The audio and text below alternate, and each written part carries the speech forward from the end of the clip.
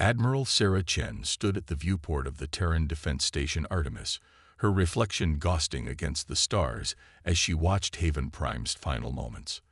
The colony's atmospheric shield generators pulsed with desperate energy, trying to hold back the Nexuri weapons that tore through space like purple lightning. "Status report," she commanded, her voice steady despite the weight in her chest. Haven Prime had been humanity's crowning achievement in terraforming technology. 2 million colonists living on what had once been an uninhabitable rock. Lieutenant Marcus Rodriguez's hands flew across his holographic interface. Haven Prime's shield grid is at 12% and failing. Civilian evacuation is at 47%. He paused, swallowing hard. "Admiral, the Nexuri are targeting the atmospheric processors. If those go down, everyone still on the surface dies," Chen finished. The massive terraforming towers that maintained Haven Prime's breathable atmosphere had been humanity's pride, proof that they could reshape worlds. Now they would become tombs. The Nexuri had appeared 3 days ago, their crystalline ships emerging from fold space like shards of dark glass. Their first message had been simple: "Your weapons of planetary destruction will not be tolerated." No amount of desperate communication had convinced them that the atmospheric processors were terraforming devices, not weapons. The Nexuri, evolved on a perfectly habitable world, had no concept of reshaping planets for survival. To them, any technology that could alter a planet's atmosphere was a weapon of mass destruction. The shield grid failed. Purple energy lanced down from the Nexuri ships, targeting the terraforming towers with surgical precision. As each tower fell, the carefully maintained atmosphere began to dissolve. Chen watched as storms formed in the dying air, lightning crackling between the clouds as physics reasserted its cruel dominion over the once tamed world.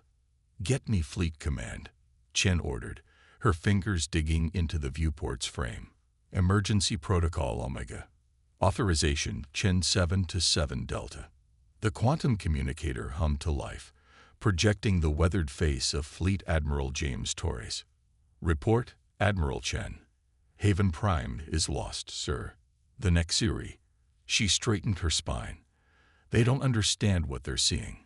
Every terraforming installation we have looks like a super weapon to them. They'll target them all." Torres's expression hardened. "You're certain?" "Yes, sir. They're not evil. They're terrified. They think we're building planet killers across human space, and nothing we say will convince them otherwise." Chen turned from the viewport as Haven Prime's last tower fell. "We need to implement the Lazarus Protocol." There was a long pause. The Lazarus Protocol had been established after humanity's first contact with alien life, a contingency born of paranoia and hope. For 2 centuries, humanity had maintained the appearance of being relatively primitive in terraforming and military technology, all while building something else in secret. "Lazarus Protocol authorized," Torres said finally. "God help us all." Chen turned back to her crew. "Send the signal. All stations, all colonies, initiate Emergency Protocol Omega." She took a deep breath. "Wake the sleepers." Across human space, hidden bunkers beneath every terraforming tower began to hum with power. What the Nexuri had thought were atmospheric processors began to transform, revealing their dual nature. Each tower housed not only terraforming technology, but also the components of humanity's real defensive systems, pieces of a vast military machine hidden in plain sight. In orbit around Haven Prime, the Nexuri ships detected new energy signatures emerging from the ruins. Deep in the planet's crust, fusion reactors that had slumbered for decades roared to life. The ground split open as launch platforms rose from hidden bunkers, revealing rows of sleek battleships that had waited in secret since the colony's founding. "Sir," Rodriguez called out, his voice tight with emotion, "the Lazarus ships are launching."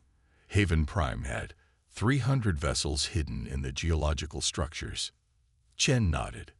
Every human colony, every terraforming project, every seemingly primitive outpost, all of them had been built with this moment in mind.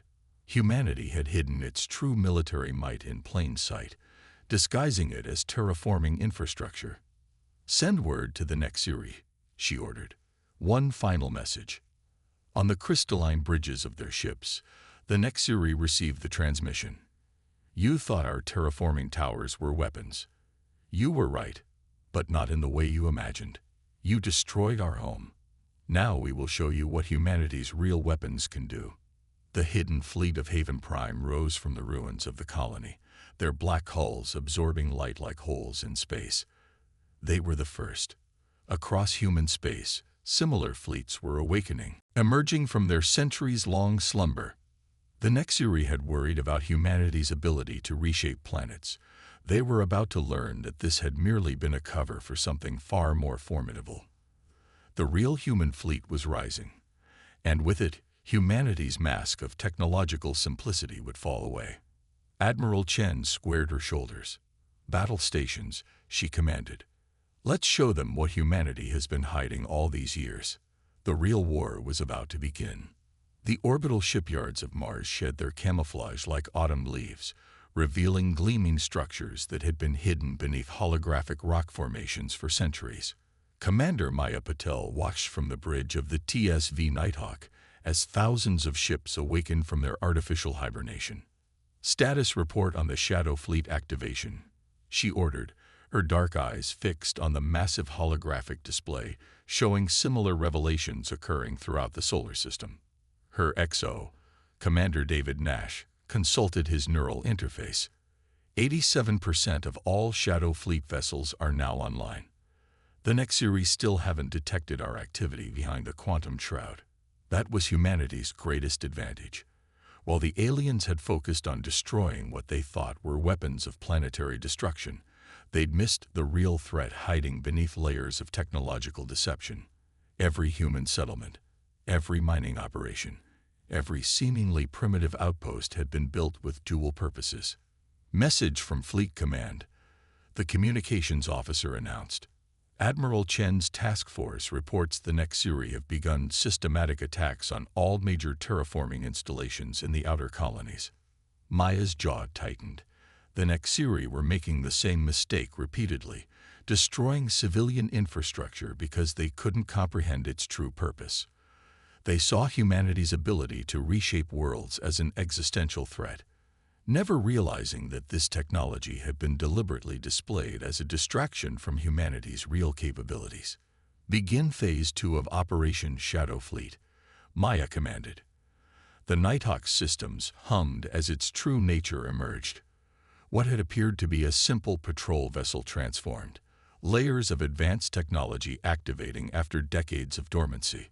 Across the solar system, humanity's hidden arsenal was awakening. Asteroid mines revealed themselves as missile factories. Research stations transformed into battle stations. Even the orbital habitats, which aliens had dismissed as primitive, were unfolding into massive defense platforms.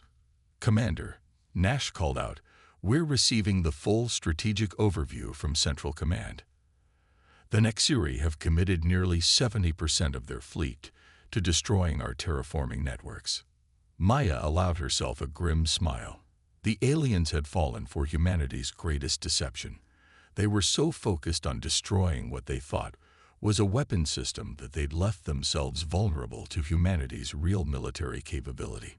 "Show me the distribution of their forces," she ordered.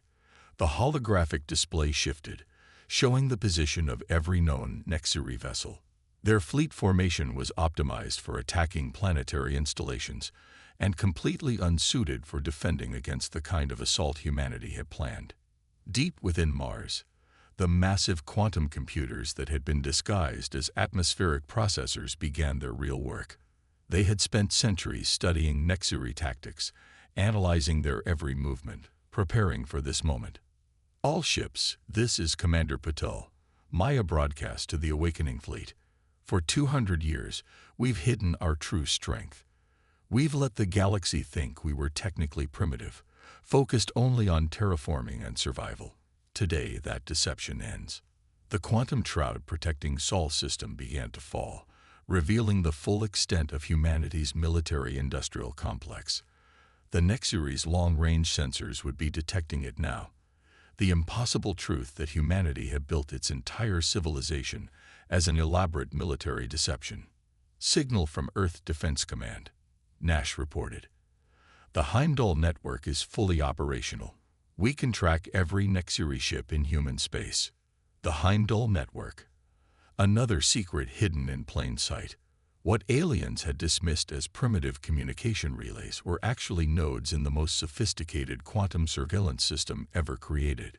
Humanity had sacrificed technological advancement in some areas to focus entirely on military capability, all while maintaining the appearance of a civilization obsessed with terraforming. Launch the drone swarms, Maya ordered. From hidden bays throughout the solar system, millions of autonomous combat units emerge. Each one contained technology that would have revealed humanity's true capabilities if discovered. Now, they no longer needed to hide. Message from Fleet Admiral Torres. The comm officer announced. All Shadow Fleet units are to begin immediate deployment. Primary targets are Nexuri fleet concentrations attacking our outer colonies. Maya studied the tactical display. The Nexuri had expected to fight a primitive species barely capable of interstellar travel. Instead, they were about to face an enemy that had spent centuries preparing for this exact conflict. Plot jump coordinates for Haven Prime, she commanded. It's time to show the Nexuri what happens when you mistake patience for weakness. All ships, prepare for synchronized quantum jump. The Shadow Fleet moved as one. Thousands of vessels transitioning to quantum space with a precision that would have been impossible without centuries of preparation.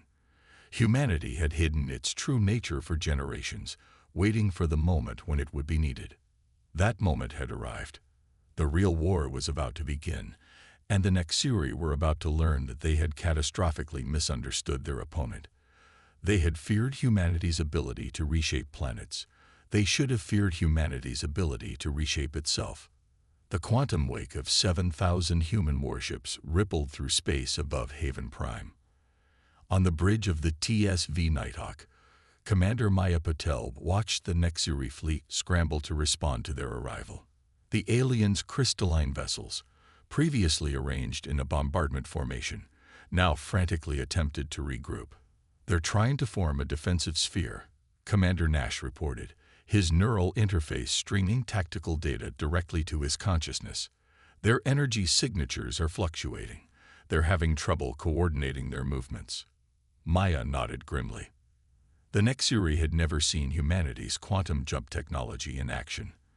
For centuries, human ships had used primitive fusion drives in alien space, hiding their true propulsion capabilities. The sudden appearance of thousands of ships using previously unknown technology had thrown the alien fleet into chaos. Launch the first wave of phantom drones, she ordered. Let's show them what else we've been hiding. From the belly of every human warship, swarms of autonomous combat units emerge. To Nexuri sensors, they appeared to multiply impossibly, quantum ghost images making it impossible to determine their true numbers. Another piece of human technology that had been kept secret, waiting for this moment. Nexuri fleet is broadcasting on all frequencies, the communications officer announced. They're demanding to know how we achieve this level of technology without detection.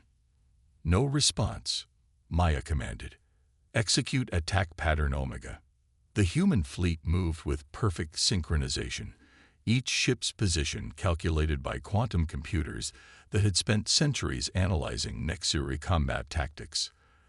The alien fleet's crystalline formation, beautiful in its geometric precision, suddenly seemed rigid and inflexible compared to the fluid movements of human ships. First blood went to the phantom drones. Their quantum-shifted energy beams passed straight through Nexuri shields, which had been calibrated to stop conventional weapons. 3 crystalline ships shattered before the aliens realized their defensive systems were useless. Multiple Nexuri ships are attempting emergency fold space jumps, Nash reported. The Heimdall network is actively blocking their jump points. On the tactical display, Maya watched as the trap closed. The Nexuri had never suspected that the primitive communication relays scattered throughout human space were actually nodes in a vast quantum network capable of manipulating spacetime itself. Their escape routes were being sealed off one by one. Incoming transmission from the Nexuri flagship. Communications announced. Text only. There, he paused. They're asking why we hid all this. Maya thought of Haven Prime's ruins below, of the million who had died because of a misunderstanding born of arrogance. Display their message on main screen, she ordered. The alien text scrolled across the display. Your deception reveals your hostile intent. You could not have achieved this technology without malicious purpose. Send response, Maya commanded. Text only.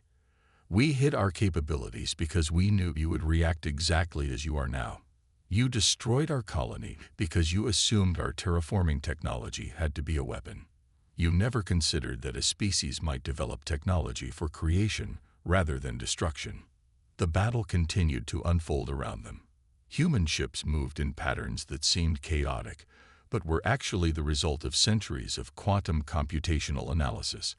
Each movement was designed to exploit weaknesses in Nexuri combat doctrine that the aliens didn't even know they had. Second wave of Phantom drones is ready, Nash reported. Nexuri fleet cohesion is down to 40%. Launch, Maya ordered. Begin Phase 2 of the attack. New weapons platforms emerged from quantum space, massive structures that had been hidden in dimensional pockets beyond Nexuri detection. These weren't just weapons, they were the products of human ingenuity freed from the need for deception. The Nexuri fleet's formation continued to deteriorate. Their ships, designed to fight enemies who followed similar tactical doctrines to their own, found themselves unable to establish effective firing solutions against human vessels that seemed to ignore the conventional rules of space combat. Multiple Nexuri vessels are powering down their weapons, Nash announced. They're surrendering. Maya studied the tactical display. The Nexuri had lost nearly a third of their fleet in less than an hour of combat. Their remaining ships were scattered, their formation broken, their tactical doctrine revealed as inflexible and predictable. All ships, hold position, she ordered. Maintain targeting solutions but do not fire unless fired upon. A new message appeared from the Nexuri flagship. We do not understand. If you possessed such power, why expend resources on terraforming? Why maintain the deception? Maya's response was immediate. Because we are not what you feared we were. We developed terraforming to create homes, not weapons. We hid our military capability because we knew your fear would lead to exactly this confrontation. Every technology can be a weapon or a tool. The difference lies in the intent of those who wield it. The battle paused, hanging in the balance between further conflict and possible understanding. Below them, Haven Prime's ruins served as a stark reminder of the cost of assumptions and fear. The next few moments would determine whether this would be a story of vengeance or enlightenment. The future of both species hung in the silence of space, waiting to see which path they would choose. First Speaker Zixtal stood before the Nexuri High Council, its crystalline form refracting the ambient light into patterns that reflected its distress. The quantum feed from Haven Prime played above the council chamber, showing the human fleet's unprecedented display of technological superiority. The humans deceived us. Zixtal's voice resonated through the chamber. But not in the way we feared. We assumed their focus on planetary transformation indicated preparation for large-scale warfare. We were wrong. The council chamber erupted in harmonic vibrations as other Nexuri processed this information. Second Speaker Vendra moved forward, its facets darkening with concern. Explain how we misinterpreted their intentions so catastrophically. In orbit above Haven Prime, Commander Maya Patul received a transmission from the Nexuri flagship.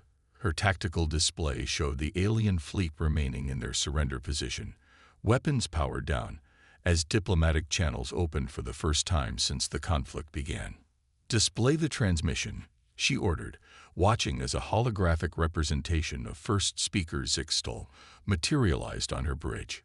Commander of humans, the crystalline being began, its form shifting with emotion. We request permission to observe the ruins of Haven Prime. We must understand what we have destroyed." Maya exchanged glances with Commander Nash. This was unexpected. The Nexiri were known for their rigid adherence to military protocol, not for seeking understanding of their enemies. "Permission granted," she responded, "but understand that any hostile action will be met with immediate force." Hours later, Maya stood in the ruins of Haven Prime's central terraforming complex, wearing an environmental suit as she watched a delegation of Nexiri examine the destroyed facility. Their crystalline forms moved with uncharacteristic hesitation through the wreckage. "These are not weapon components," one of the Nexiri scientists announced, its voice carrying tones of deep distress. "These systems, they were designed to create life, to nurture it." First speaker Zixtal approached Maya, its crystalline surface rippling with what she had learned to recognize as profound regret. "We have made a terrible mistake. Your species spent centuries developing technology to make hostile worlds habitable. We interpreted this as a threat because we could not imagine needing such capability." Back in the Nexiri High Council chamber, the evidence continued to mount. Analysis of recovered human databases revealed centuries of technological development focused not on warfare, but on survival and adaptation. The military technology they had hidden had been a defensive measure, born of the very fear that had led to this conflict. "The humans knew we would misunderstand," Venra observed. "They knew our species' history of utilizing planetary transformation as a weapon of war would lead us to assume the worst. So they hid their true military capability while openly displaying their terraforming technology." Commander Nash's voice came through Maya's comm system. "Commander, we're detecting massive energy signatures from the Nexiri fleet. But they're not weapons. They're using some kind of restoration technology." Above them, the Nexiri ships had begun emitting fields of crystalline energy that interacted with Haven Prime's damaged atmosphere.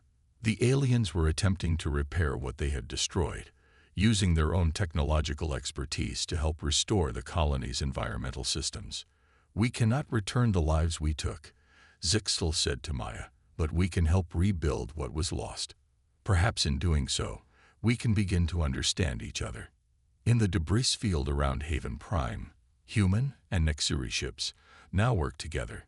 The aliens' crystalline technology, designed for rapid environmental manipulation, complemented the human terraforming systems in ways neither species had anticipated. "Send a message to Fleet Command," Maya ordered. "The Nexiri are offering technological exchange. Their crystalline environmental manipulation systems in exchange for our terraforming expertise." The irony wasn't lost on anyone. The very technology that had sparked the conflict was becoming the foundation for cooperation. The Nexiri's fear of planetary transformation technology was being transformed into an appreciation for its potential to create rather than destroy. Admiral Chen's response came quickly. "Proceed with caution, Commander Patel, but proceed. Perhaps this is how we break the cycle of fear and misunderstanding, by showing that our greatest strengths lie not in our capacity for war, but in our ability to turn worlds from hostile to habitable." As the combined fleets worked to stabilize Haven Prime's atmosphere, Maya reflected on the strange path that had led them here. Humanity had hidden its military might while showcasing its terraforming capability, leading to a devastating conflict. Yet in the end, it was that same terraforming technology that was building the first bridge of true understanding between their species. 1 year after the Haven Prime incident, the combined human Nexiri terraforming fleet approached Alpha Centauri B's third planet. Commander Maya Patel stood on the observation deck of the newly commissioned TSV Harmony, watching as crystalline Nexiri ships moved in perfect synchronization with human vessels. "The integration of our technologies has exceeded all projections," Admiral Chen said, joining Maya at the viewport. "Who would have thought our greatest achievement would come from our greatest tragedy?" Below them, the harsh red surface of ACB-3 waited for transformation. It would be the first world terraformed through the combined efforts of both species, a symbol of their new partnership. First Speaker Zixel's ship is requesting permission to begin the crystalline seeding process. Commander Nash reported from his station. Maya nodded, remembering how far they'd come. The Nexuri's crystalline environmental manipulation technology, combined with human terraforming expertise, had revolutionized planetary transformation. What once took decades could now be accomplished in years. All ships, commence Operation New Dawn, she ordered. The fleet moved into formation, human and Nexuri vessels arranging themselves in a pattern that would have been impossible a year ago. The humans provided the framework of atmospheric processing and environmental stability, while the Nexuri's crystalline technology catalyzed the changes at the molecular level. From the surface of ACB-3, the sight must have been spectacular. Crystalline structures grew like frozen lightning, creating vast networks that would process the planet's toxic atmosphere. Human terraforming towers, now enhanced with Nexuri technology, established the foundational environmental changes needed for life. Message from the Galactic Council. Communications announced. They're requesting permission to send observers to document this joint operation. Admiral Chen smiled. The same council that once dismissed us as primitives obsessed with terraforming. By all means, let them observe. The galaxy had changed in the wake of the Haven Prime incident. The revelation of humanity's hidden military capabilities had shocked many species, but it was what happened afterward that truly transformed interstellar relations. Instead of pursuing vengeance, humans and Nexuri had chosen to learn from each other. Atmospheric processing at 30%, Nash reported. The Nexuri crystalline catalysts are accelerating the conversion rate exponentially. Maya watched as the planet's angry red surface began to show hints of blue and green. The Nexuri had learned that humanity's drive to transform hostile environments wasn't a precursor to warfare. It was a fundamental aspect of human nature, the desire to create habitable spaces in the void. In turn, humanity had learned from the Nexuri's perspective.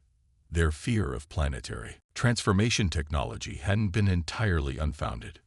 In their history, such capabilities had often been used as weapons. The human approach of using it to create rather than destroy had been alien to them.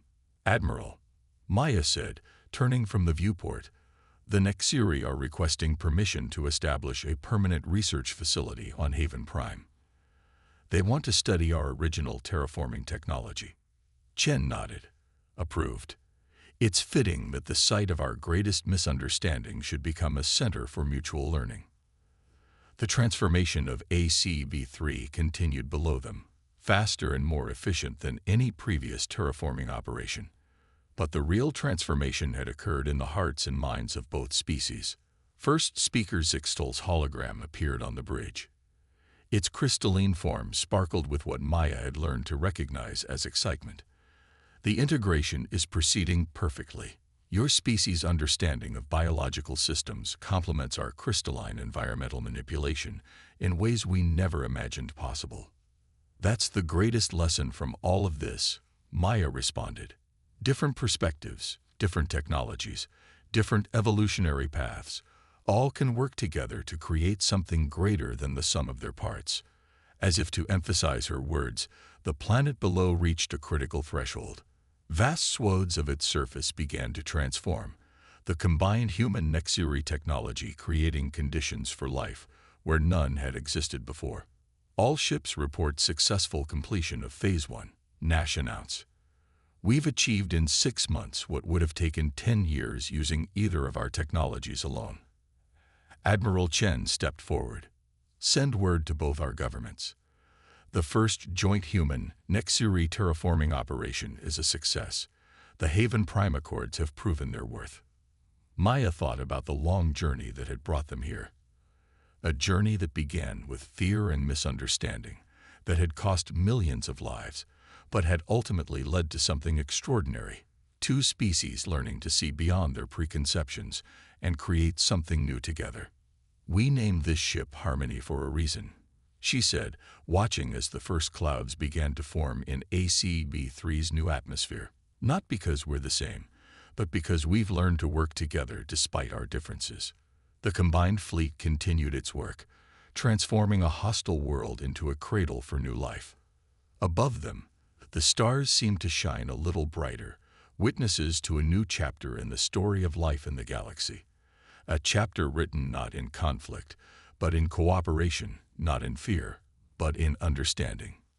The future they were building would be neither human nor Nexiri, but something new. A future forged in the fires of tragedy, but tempered by wisdom, where different species could work together to create rather than destroy. It was a future worth building, one transformed world at a time.